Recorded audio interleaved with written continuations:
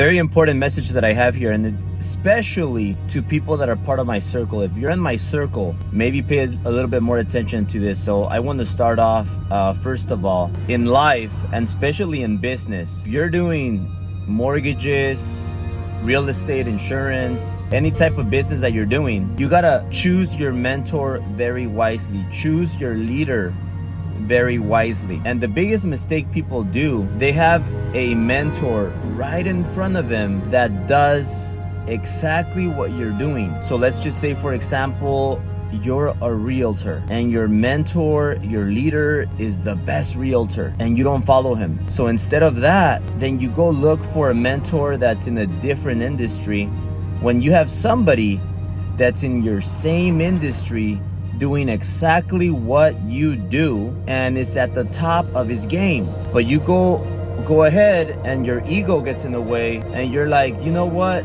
Let me follow this leader. Let me get mentorship from this leader that's in a totally different industry than me. It's just not a good idea. If you're playing basketball, why not learn from Michael Jordan, Kobe Bryant, somebody that's playing basketball? Why are you gonna go get mentorship from a baseball player? It doesn't make sense. If you're in the basketball industry, then learn from a basketball player, not from a soccer player or a baseball player. Same thing, like you're in the mortgage industry or real estate industry, learn from somebody in the real estate or mortgage industry. It's shocking to me how some people, they do that. And you know what? Here are a couple of signs that you gotta watch out for, that maybe you're not going with the right leader. It's very easy to be cocky when you don't have any pressure. But the moment you go on your own, you burn your bridges. The moment you no longer have support, or you're no longer in somebody else's leader's bubble, and all the pressure is on you. I've been through that. I dealt with that. And it's the times where I tell you guys, hey, I felt like jumping off the balcony. I felt like I was gonna get a heart attack. My bank account went negative. I didn't know what to do. I lost sleep at midnight. I couldn't sleep. I thought I was gonna get all these attacks. I don't know, panic attacks, heart attacks.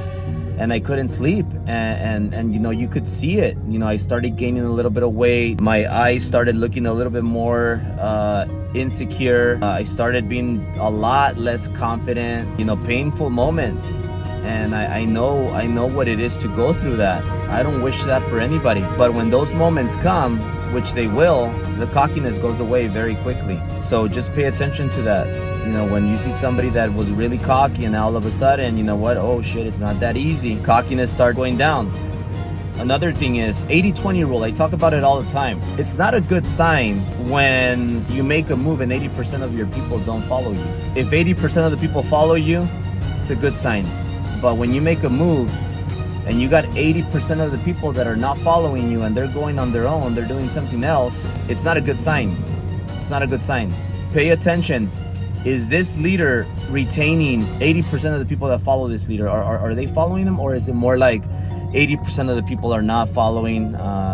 That's not a good sign. That results speak for themselves. Another thing is you don't want to burn your bridges, because look, I've learned the hard way.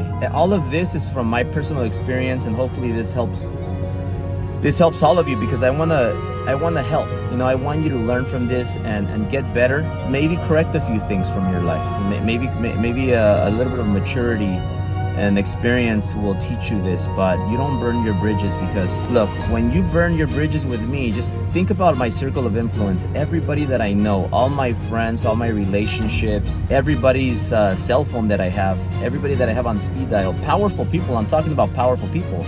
From billionaires to celebrities to business people to athletes that I have on my speed dial. You fuck me over, I'm gonna tell all these people to disconnect from you. Just like if I fuck somebody, they're gonna tell people to disconnect from me. And based on my results, I'm connected with a lot of the most powerful people in the world. One thing that I have in common, and one thing that these people have in common with the other people, is that they keep their relationships. They never burn their bridges. You never want to burn your bridges.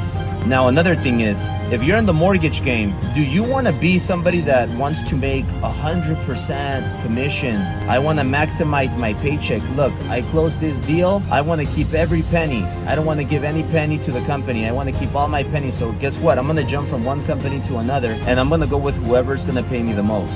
That's nothing bad about that. If that's what you want to do, good. But you know what? From what I see is all these people that are just focused on, I want to make as many pennies. I don't want to lose a penny pinching. They're gonna jump from company to company. Whoever offers me more, I'm gonna go there. Look, these are hard times in the mortgage industry. Rates are up. We had another amazing month, another crazy, amazing month. And a lot of small little companies, they're having a hard, really difficult time. Like companies, small broker shops are going out of business. I mean, I have somebody that joined the company recently. Their company funded 4 loans last month. Not a good sign. Be really careful who you align yourself with. Be very careful who you follow, because it might be the end of your career and you don't want to find yourself, I'm going to go with whoever pays me the most.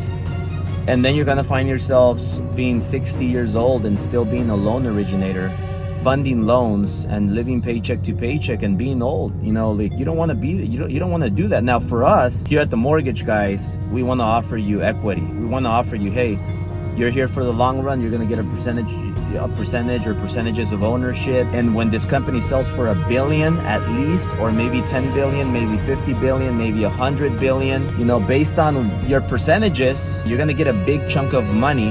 And then you're going to retire, do whatever you want. We're already giving, chunks of the company to people that are earning it. And we're showing you how to become an entrepreneur, not a loan officer, but how to become an entrepreneur. Not how to become a real estate agent, but how do you become an entrepreneur that makes it to $1 billion and grows massively. Having said that, guys, choose your leader wisely, because the leader that you choose is either gonna make you a total success story, help you, because you can't do the work for people, but it's gonna help you and lead the way to your success story, or your leader is gonna take you down with them. So choose your leader wisely, because if you choose the wrong one,